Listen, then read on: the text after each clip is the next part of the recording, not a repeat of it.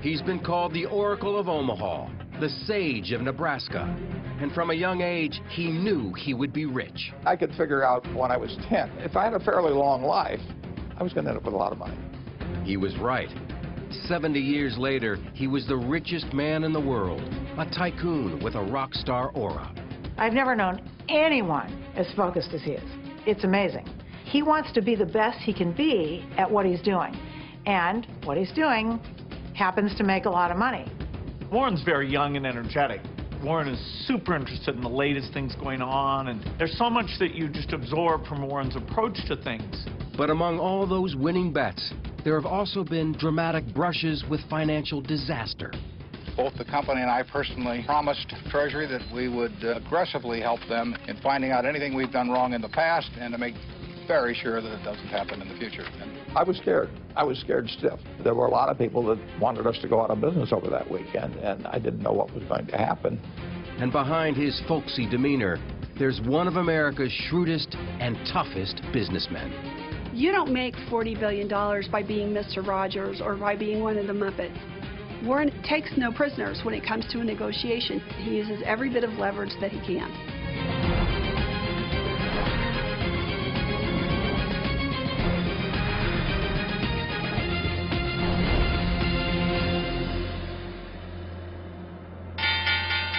This is going to be one of those days that lingers in the mind. Anyway, the Dow was down 200 or 300. Nobody knows what's in these bundles. A Category 5 test of our financial limit. It was a terrifying moment in U.S. financial history. In 2008, some of Wall Street's biggest banks and investment firms were about to fail, threatening to take much of the world's economy down with them. Inside the citadels of money and power, desperate calls for help went out to the same person, as dramatized in this HBO TV movie. We're thinking of reaching out to Warren Buffett. Great. You and Buffett go back, right? Do me a favor and call him. Tell him leaving is rock solid. During the days that the financial crisis was unfolding, he was viewed as the go-to person. If you're in trouble, Warren Buffett can save you. For most of his life, Buffett avoided the Wall Street ways of risky speculation. In fact, he stayed far away from Wall Street itself. Warren really is a product of Omaha, especially in the era that he grew up there. The virtues of modesty, thrift, plain-spokenness, and Warren really exemplifies those. Warren Buffett still lives and works just a short distance from where he was born in 1930. And it was here in Omaha that he began his obsession with all things financial. It hit me right away. It was like kids that like to play the piano early or something of the sort. I always liked numbers. I knew I was going to be interested in stocks the rest of my life, but probably at the time I was, 8 or 9. I used to keep charts on all kinds of stocks when I was that age. My aunt gave me a world almanac, so I memorized the population of all cities of any real size. But I just like numbers. It was not limited to business numbers at all. Buffett also had the uncanny ability to remember all those numbers and how they fit into the big picture, a skill that would be the bedrock of his later success. Former Wall Street analyst Alice Schroeder is the author of The Snowball, Buffett's authorized life story. Warren grew up in the Great Depression. The family did not have money at all because his father had lost his job as a stockbroker. And so around the dinner table, money was what they talked about. But Buffett wanted to do more than talk. My grandfather had a grocery store, and I used to buy Coca-Cola from him in 6-packs for $0.25 and sell them for $0.05 each. I sold the Saturday Evening Post door to door. I sold Ladies' Home Journal. I had all kinds of little ventures, not all hugely successful, I might add. I liked doing business early on. Journalist Roger Lowenstein wrote an early biography of Warren Buffett. Then he gets into more exotic things. He collects golf balls. He gets other kids in the block to do that with him. They collect golf balls and resell them. He's picking up stubs at the racetrack when he's 10, 11, 12, because some of them haven't been used yet. He grows up knowing he wants to make money. Investing in business comes later, but it's in him. Buffett made enough from these ventures to do what, until then, he had only dreamed of doing, playing the stock market. First stock I bought was City Service Preferred. was a stock that had passed the dividend for how many years, 20 years or something like that. And so it had large accumulated dividends, and it was selling at 38 1/4, and I bought 3 shares. I went all in. That was my entire net worth. At the same time, Buffett's stockbroker father, Howard Buffett, had won a seat in Congress as a conservative Republican, and in 1943, he took the family to Washington. It was a chance for Warren to start a new business, delivering papers for the Washington Post. Well, I started with a couple of routes because I was good about delivering papers on time. So then they gave me these absolutely prime routes. Got up to where I was making probably $150 a month or something, which was a lot of money in that. And I was making it all before I went to school in the morning, so it was good. Savings from those paper routes became the seed money for his later empire. I'd made $9,800, and I made most of that delivering papers. I delivered about 500,000 papers, and I made about a penny a piece. So I made about $5,000 for the delivery of papers. After high school, he was ready to go full-time as a businessman and investor, but his father convinced the 16-year-old Buffett to go to college first. At the Wharton School of the University of Pennsylvania, he roomed with fellow Nebraskan Charles Peterson. He was very immature. He wore tennis shoes, or if he wore shoes other than that, he had a hard time having them both be the same color. He may have a black and a brown shoe on and never know the difference. Hair messed up. But Buffett was way ahead when it came to academics. Every day after class, I'd spend so many hours studying. Warren, on the contrary, picked up the books that were applicable to him and sat there and flipped through them page by page. And he might be through 2 or 3 courses in a couple of weeks. He had a photographic mind. I did not. And Buffett had a unique way of spending all those hours he did not have to study. At that time, he was crazy about Al Jolson. And he'd play those records, Mammy, Mammy, how I love you, Mammy, and mimicking it an hour after hour. And what other songs, at that time, I was ready to go crazy. And when he wasn't singing, Buffett was getting his first taste of political activism. I was president of the Young Republicans Club at the University of Pennsylvania, and I even ran for delegate to the National Convention one time as a Republican. After breezing through college, Buffett went to interview for Harvard Business School. I was 19 at the time, and the fellow spent about 10 minutes with me, and he said, you better come back again later. It was very clear I'd flunked the interview.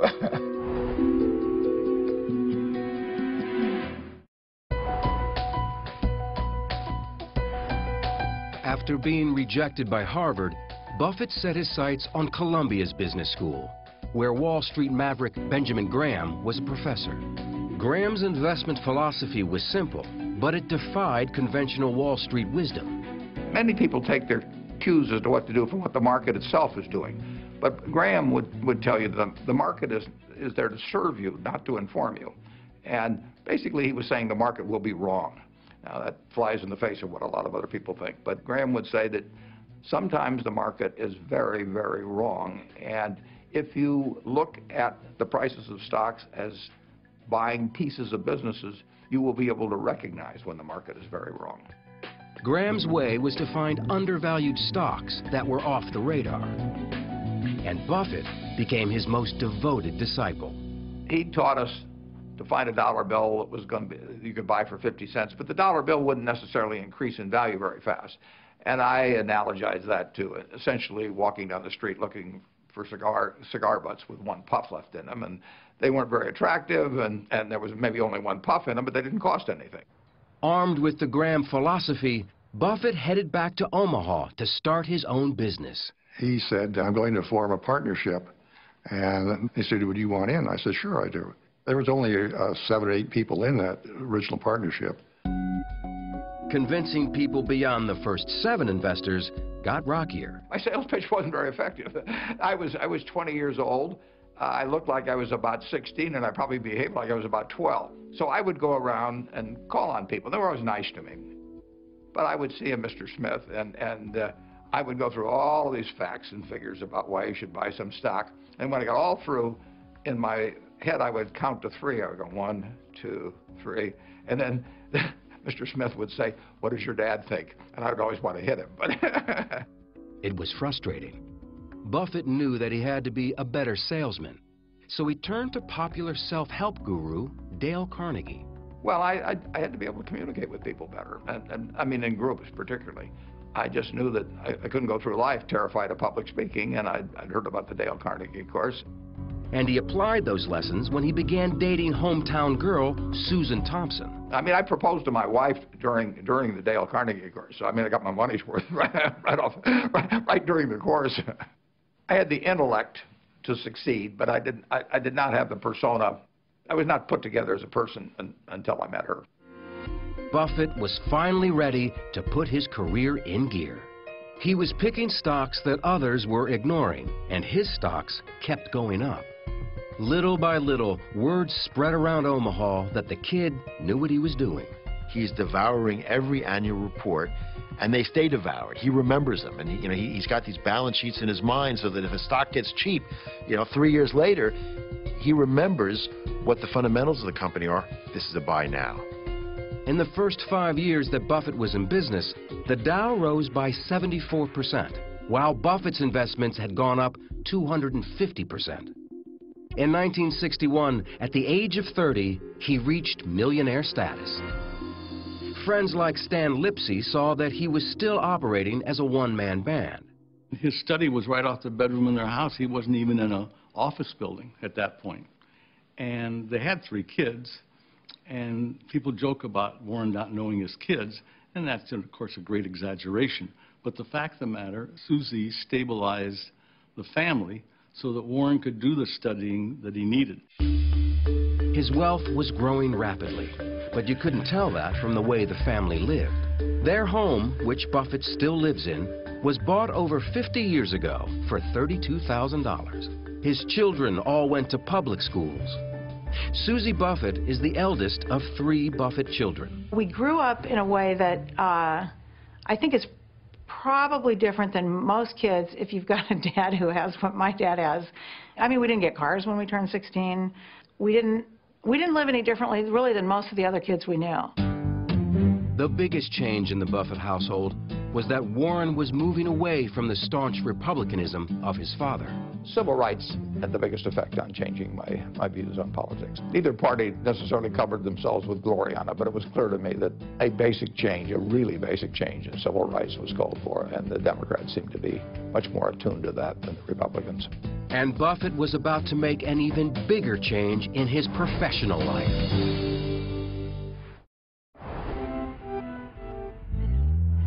In his 30s, Buffett wanted more than just being a stock picker. He wanted to find companies that he could buy a controlling interest in, and he found one 100 miles away in Beatrice, Nebraska. Dempster Mill was a company that was really not doing very well. It was in the windmill business. Windmills now have come back, but it was not a good business to be in 50 years ago. But the stock was selling very cheap, so I started buying stock in that. It was a business that had built up a lot of inventory that it didn't need, and it had a labor force that was too big. So it was a company that just needed to be downsized. And of course, the town that it was in was very small, and it was the main employer. 100 people lost their jobs, and Buffett took the heat. What it taught Warren Buffett was that he did not want to get involved anymore in businesses that had labor problems, where he would have to fire people, where he would have to get involved personally in the management. He wanted somebody else to do that. It became another guiding principle of Buffett's evolving master plan. Buy businesses whose management you trust enough to leave in place. Buffett's next big investment also looked like a potential failure. It was a textile mill called Berkshire Hathaway, whose stock was selling for $7.50 a share. We bought a textile company that was destined eventually to go out of business, just like every other New England textile company did. It was a mistake. Glenn Tung is a managing partner for T2 Partners. Berkshire Hathaway was not a good business. They didn't have a competitive advantage that allowed them to earn a sufficient return on the capital invested in the business. So while they were profitable to some extent, that profitability was inexorably being squeezed. When the cash was extracted out of Berkshire Hathaway, it was reinvested. First, major reinvestment that was enormously profitable was the insurance business, and that drove everything that Berkshire Hathaway did from then on. Andrew Fry is a reporter for Bloomberg News. So he moved the company basically from textiles to insurance. And part of the reason was because the industry itself generated profits, but also because through the premiums that they gathered up from their policyholders, Buffett was able to take that and make his stock investments. It's called the float. Money comes in interest-free from insurance premiums, which then gets invested in other businesses. And while the textile mill eventually died, he kept the name Berkshire Hathaway, which would live on as the name of his soon-to-be multi-billion-dollar company. Rather than try and rename it every few years based on what I just bought, why not just stick with the original? People know what Berkshire Hathaway is about. It says so much about him, about Buffett, that he sticks with Berkshire Hathaway. Anyone else, they would have gone to, BH, Diversified Resources. He likes it. He likes the history of the company. He's not a changeling. Buffett was now on a roll, buying bargains like See's Candies and Blue Chip Stamps, a popular shopper's loyalty program of that era. Like the insurance business, it delivered interest-free cash that could be used for future investments. I think I have just enough books. It's quite a business. And he'd found a professional partner who was as market-savvy as he was, Charlie Munger, who was working as a lawyer when the two first met. Well, Charlie Munger actually grew up a half a block from where I live. He worked at my grandfather's grocery store, as did I, but he was 6 years older, and I never knew him at all in Omaha. And then through a mutual friend, we got introduced. In about 10 minutes, I knew that this guy and I were going to do a lot of things together over the years. When I met Warren, he immediately started telling me how much better his way of making a living was than mine, and that I was too smart to stay in such a silly business as law practice when I could go into his business of running an investment partnership. And it took me about 2 or 3 years to realize he was right. In the late 1960s, Wall Street was in the midst of an unprecedented boom. Stock prices were soaring as everyone rushed into the stock market. But for Buffett, it was time to get out. I was running a little over $100 million and had a lot of happy partners, and I wrote them a letter and I said, I don't know how to play in this game anymore. The valuations have gotten to where I can't find things. I terminated my partnership in 1969. It seems counterintuitive, but Warren has always quoted Gus Levy, who said, "Be greedy when others are fearful, be fearful when others are greedy." And Warren knew that the party would come to an end and at some point the bubble would burst. Buffett was 40 years old and was worth more than $25 million. But without the partnerships to oversee, he started getting restless, and in 1973 made a fateful decision to buy into a California bank called Wesco. The problem was, Wesco was in the middle of a merger deal with another company. And the next thing you know, the company that was going to buy Wesco complained to the Securities and Exchange Commission that Warren was trying to bust up their merger, which would have been illegal. And so an investigation launched. The SEC went through every nook and cranny of Buffett's businesses, and what they saw alarmed them.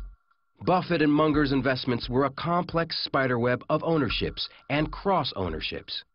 We had drifted in since we had several companies, so the whole thing looked like so much spaghetti that had been done for some evil master purpose.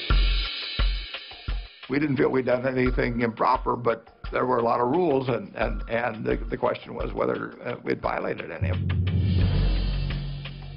Stanley Sporkin was Director of Enforcement at the SEC. Anytime you find that things are so wired that they take a long time to be able to understand them, that types of activity like that raises a suspicion that maybe somebody is doing that to get away with something.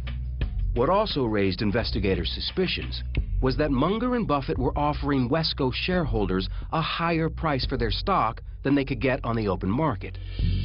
So we just kept buying until our allotment ran out at 2 or 3 points higher than we had to. Well, that was a very eccentric thing to do, but we thought it was the right way to behave, and the SEC went berserk. You can't manipulate a stock. In other words, you can't take actions for the sole purpose of causing that stock price to increase. And if you do, it violates the law. The accusations stung. The Wesco investigation was really the first time that anyone had ever challenged Warren Buffett's reputation.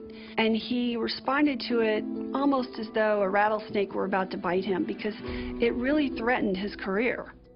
Trying to head off disaster, Buffett's lawyer made an unorthodox appeal to Stanley Sporkin.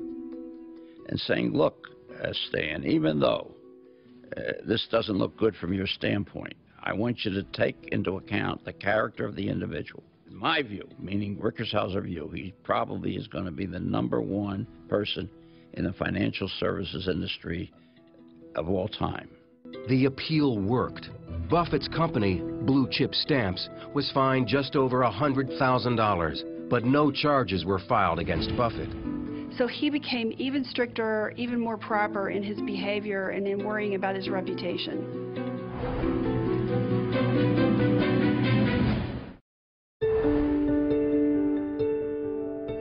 In 1973, Berkshire Hathaway's stock price hit a new high of $93. Its profits driven mostly by their insurance businesses.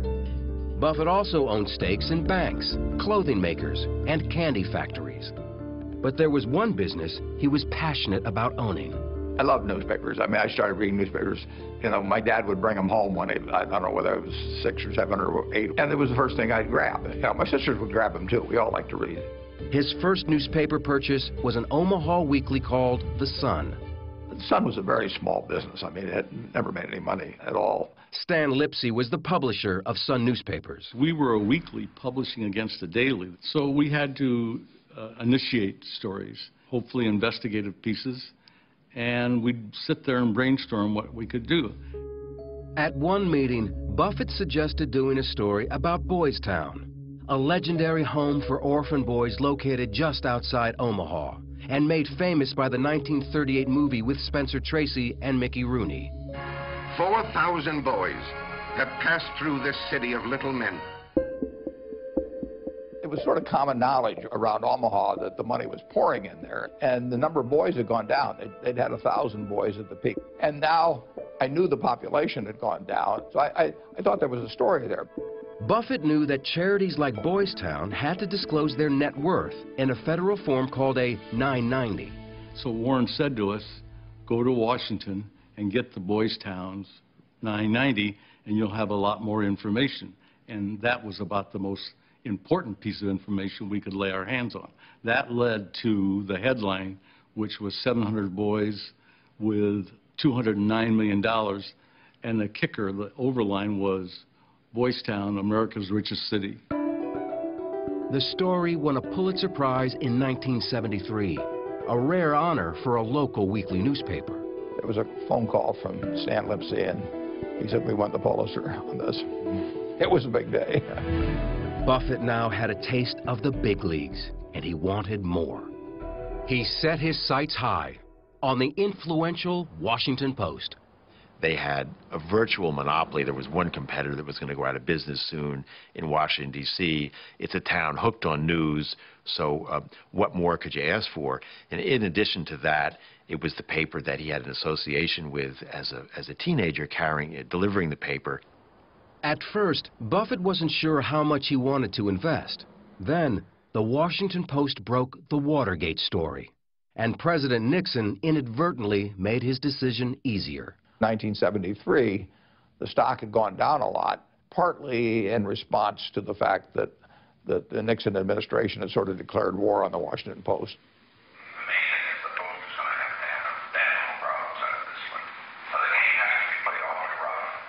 The stock eventually fell, I think, from 38 to like 15 or so, and we bought a lot of stock in a very short period of time. I mean, people were barreling out of the stock, big institutional investors. And the interesting thing is when we were buying that stock at $20 a share, if you'd asked the people who were selling it to us how much the company was actually worth the businesses, they would have said $100 a share. But they sold it anyway. I salute the Nixon administration for stirring up the dust at that time. Buffett's rule had always been to keep his distance from his company's managers and executives. But that was not the case at the Washington Post. where publisher Katharine Graham became his social partner and confidant. What Katharine Graham offers to Warren Buffett is a seat at the larger table. Suddenly, he's at dinners with Henry Kissinger, and suddenly he's not just an investor from Omaha. He's a part of the scene in Washington. He's meeting Ben Bradley, the President of the United States. This was not his world, and Katharine Graham was really his entree into that world. She was in a business that fascinated me, so she would invite me to these various Washington parties, which were interesting. I saw parts of the world I wouldn't have seen otherwise if we hadn't become friends. But as Buffett's social circle widened, his wife Susie was feeling increasingly isolated back home and made a bold decision, unusual for a Midwestern housewife of that era.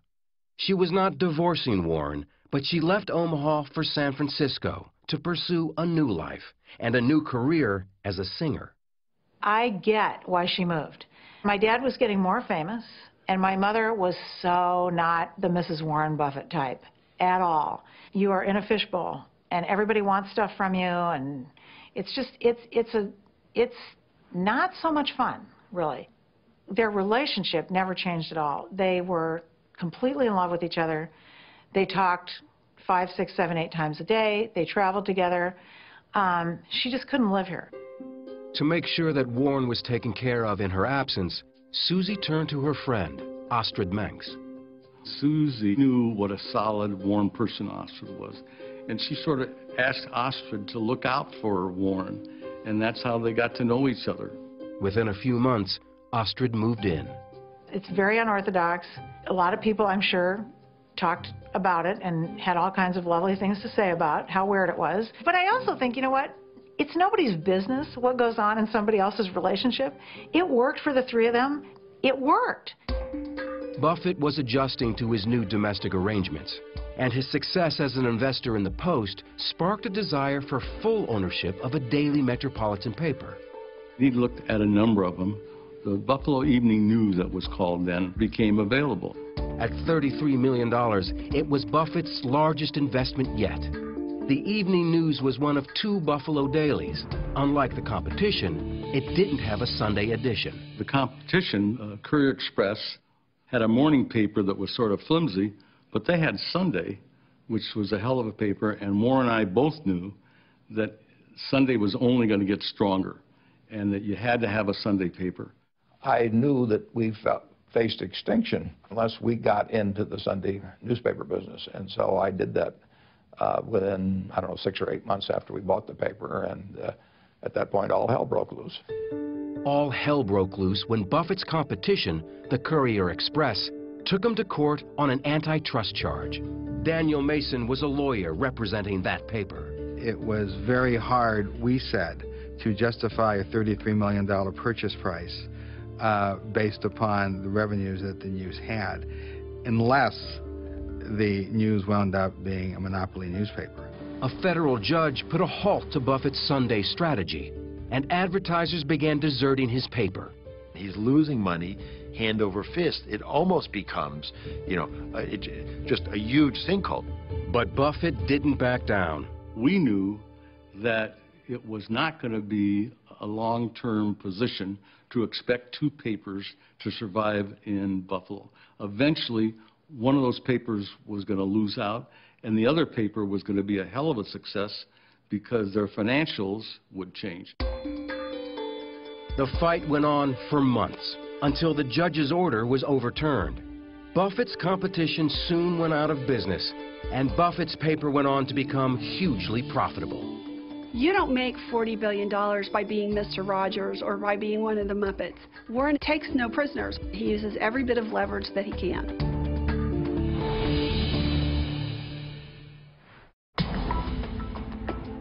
In 1985, Berkshire Hathaway stock was $2,000 a share.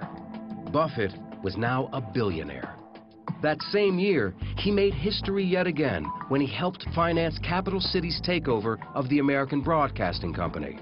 It was the biggest media deal ever, and one that also led to guest appearances on ABC soap operas. Warren, are you thinking of buying out a cosmetics company? Oh, Erica, I'd never dream of going in competition with you. Oh, well, that's a relief.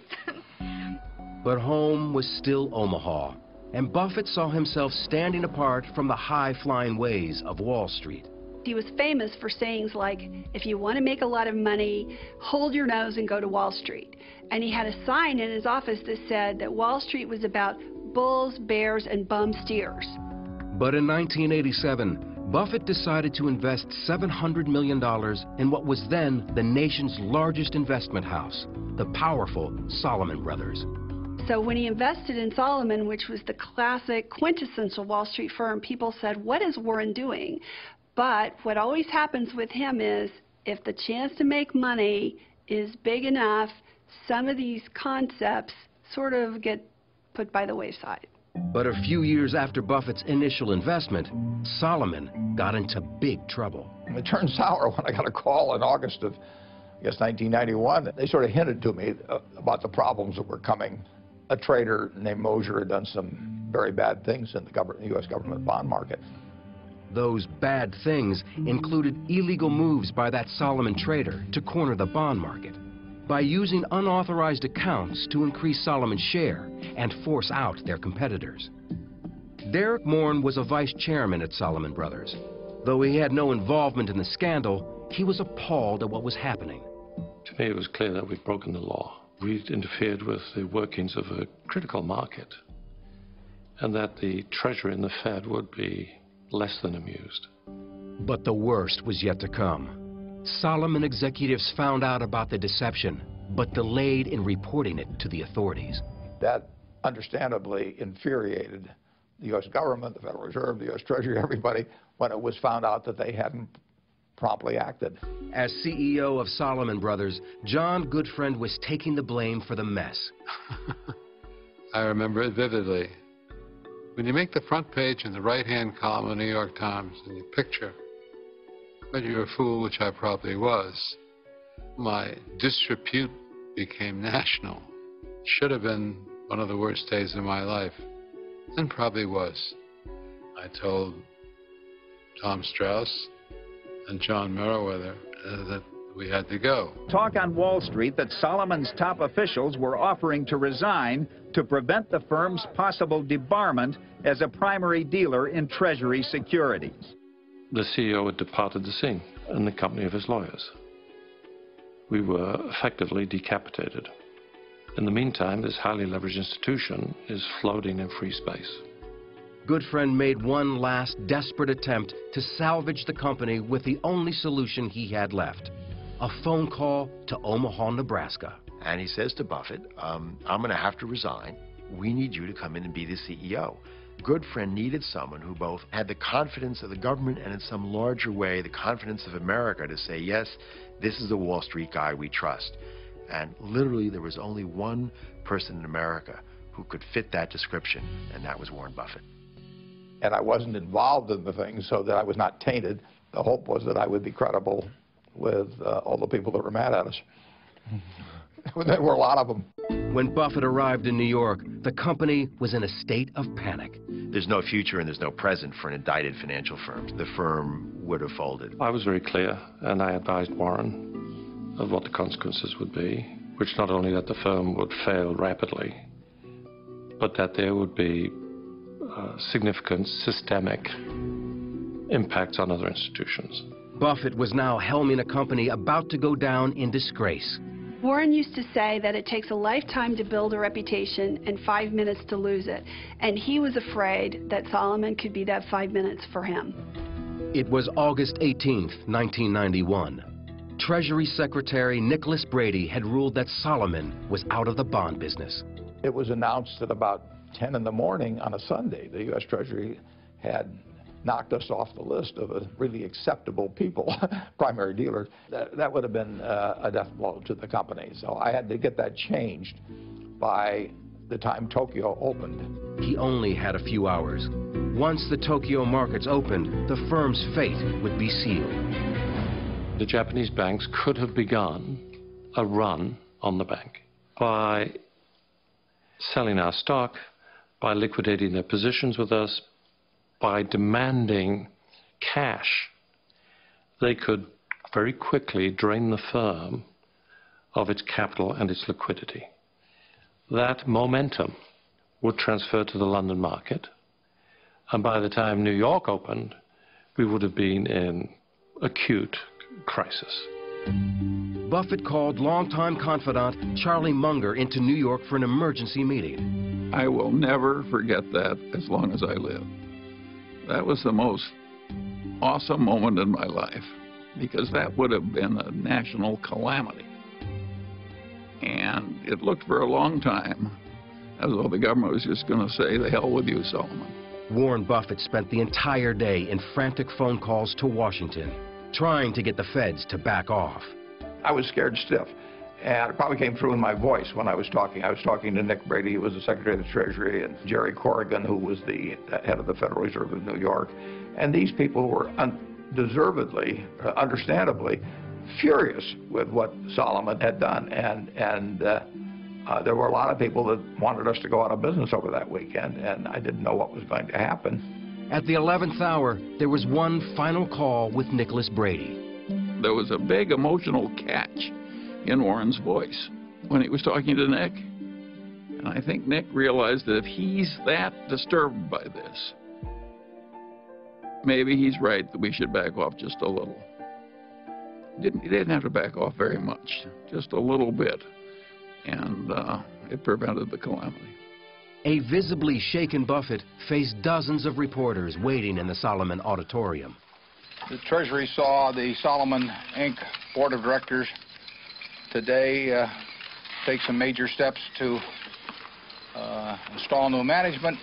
Both the company and I personally promised Treasury that we would do everything we could do to aggressively help them in finding out anything we've done wrong in the past and to make very sure that it doesn't happen in the future. And they want that, and they need it, and they're entitled to it. Buffett emerged the hero, his reputation more exalted than ever. Warren Buffett meeting with the financial community, signing autographs. They love him.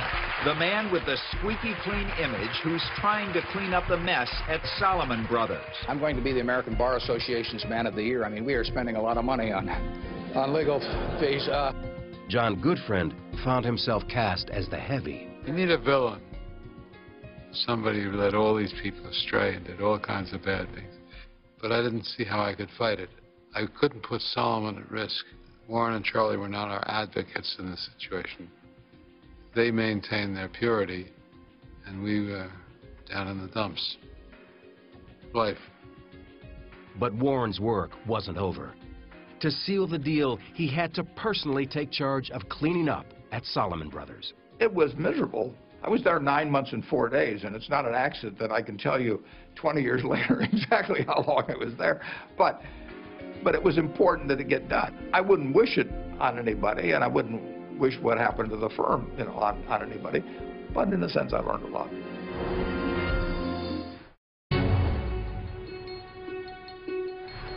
In 1993, Berkshire Hathaway stock hit $17,000 a share, and Buffett was world famous. But no amount of global traveling could change some of Buffett's ingrained habits. Let's talk about Warren's diet. Here are the vegetables he'll eat. Corn on the cob, French fries, hash browns, and the fruit would be banana cream pie, strawberry shortcake. I think that's the end of the fruit. He also drinks, several cherry Cokes a day. I've never in my life, and I'm not kidding, seen the man drink a sip of water, ever. When he went to China, he took a pile of coupons from McDonald's with him, and that he's in China for however long it was, and he ate McDonald's hamburgers. The 1990s and 2000s would be the era of Berkshire Hathaway's greatest expansion. Brought into the corporate fold was the nation's biggest furniture store, a leading mobile home manufacturer, Fruit of the Loom underwear, Benjamin Moore paints, Dairy Queen, Geico Insurance. Over 70 companies in all, with a combined 250,000 employees. If you look at the assembly of businesses that Berkshire represents, It's businesses that have been handpicked by Warren Buffett into his holding company that's reaching a level of recognition that many people in America never get to. He loves to use the expression that it's his canvas, and he, you know, like Picasso, he wants to paint, to work on that canvas as long as he is able, you know. That's what it's all about for him. Two of Buffett's new investments made headlines by flying in the face of conventional market wisdom. He bought his hometown newspaper, the Omaha World Herald, and he bought the Burlington Northern Railroad. Suddenly, Warren Buffett invested in it, and wow, railroads were the hot thing because they had all these virtues that somehow nobody recognized.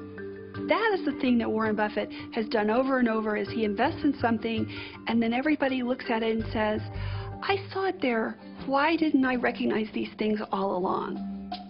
In Omaha, Berkshire Hathaway's annual meeting has become a place of pilgrimage for tens of thousands of shareholders. It's really an amazing thing. The stadium is filled, and the spotlights are on a small folding table with two 80-year-olds at that table, and those two 80-year-olds have more stamina than anyone else in the room. Hi. They're dying to see Warren Buffett and hear what he has to say. His favorite thing, I think, that happens every year is the shareholders meeting, and he gets energized from it.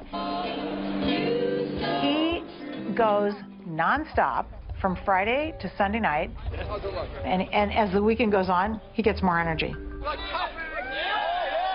Can't explain it. It's got to be those burgers. In the 2000s, Buffett was worth tens of billions of dollars. Money he planned on giving away to a foundation to be run by his wife, Susie. But in 2004, Susie died of a stroke following cancer surgery. It was a huge shock for all of us. My dad, I can't explain how much he loved her and how much he relied on her. I am going to start crying talking about this. You know, he'll never totally get over it. None of us probably will, but she was really something very special. We had always sort of talked about things and planned things assuming he would die first. So when she died, it really was big. 2 years after his wife Susie's death, Buffett married Astrid Menks in a private ceremony. And he announced that he was pledging the bulk of his fortune not to his children, but to the foundation run by Bill and Melinda Gates. Bill Gates has been one of Buffett's closest friends since the early 1990s. So it was, you know, kind of phenomenal. It made us step up our ambition level, add a lot of things we wouldn't have been able to do. And so now every year, it's a gigantic gift that allows us to be double what we would have been without it. They're young, they're energetic, they work much harder at it than I would. I get to keep doing what I love doing. You know, and they're going to achieve the same things much better than I would. It's a perfect solution for me to get somebody else to do the work. I've always been good at that. But as his 80th birthday approached, an international crisis would open yet another new chapter in Buffett's life. Absolutely stunning morning on Wall Street. Lehman Brothers filing for bankruptcy. In 2007, a single share of Berkshire Hathaway stock hit an all-time high of $150,000. And people call this work. But the next year, the entire U.S. economy was in crisis mode. The Dow closed Monday's session down more than 500 points, with many of its financial institutions collapsing under mountains of debt. The dominoes started falling, and they were huge dominoes. They started falling at a pace that was breathtaking. The terrified bankers in New York needed emergency help from anyone that was still solvent. And it wasn't just money they needed. Warren Buffett is one enormous good housekeeping seal of approval. And if he's putting money into a situation, they're going to assume that he's intelligent enough to be making that investment because he thinks he's going to generate a satisfactory return off of it. And that will calm people's fears when fear is at its highest. Among the businesses that received lifelines from Warren Buffett were Goldman Sachs, GE, and later, Bank of America. If you have Warren Buffett giving you that imprimatur saying, I have faith in the company, the market will recover, and eventually it did. In 2011, Warren Buffett was awarded the Presidential Medal of Freedom. He's demonstrated that integrity isn't just a good trait, it is good for business. But who will succeed this financial icon at the head of Berkshire Hathaway? In 2011, the man seen as Buffett's heir apparent was caught in a scandal. High-level executive David Sokol was buying stock for himself in a company called Lubrizol, while pitching Lubrizol as a Berkshire acquisition. He should have disclosed it to me initially, and then I would have had him sell it or do something of the sort, or we wouldn't have bought the company. I mean, it just was not something that should have been held back. David Sokol left the company, and that crisis ended. In 2012, Buffett announced that he was being treated for prostate cancer, and that he's identified his successor at Berkshire. But that name has not yet been made public. What he has made public are the political and economic causes that he feels passionate about. I think in the last couple years, he has seen some places where he thinks if I open my mouth, it might make a difference. What he's most vocal about is what he sees as the inequities of the tax system, something that's come to be known as the Buffett rule. There's all kinds of ultra-rich who pay normal taxes, but there's a small segment, but you can find them very easily, who pay very low taxes, including me. He considers himself, you know, lucky to have been born in America at this time in history.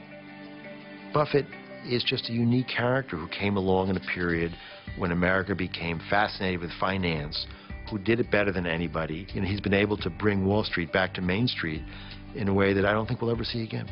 I think he's one of the most memorable people I've ever met. He's touched a lot of lives with what he's done, and everybody that he's dealt with has made money doing it, and it's improved their life. There are really no people like Warren where, you know, we should sit back and benefit from the deep thinking he's done about business since he was very young. I think it's all about, I'm the world's greatest investor, and I've got $40 billion to prove the point. I just have a great time every day. I mean, I am getting to do exactly what I want to do in life. You know, it doesn't get any better than that.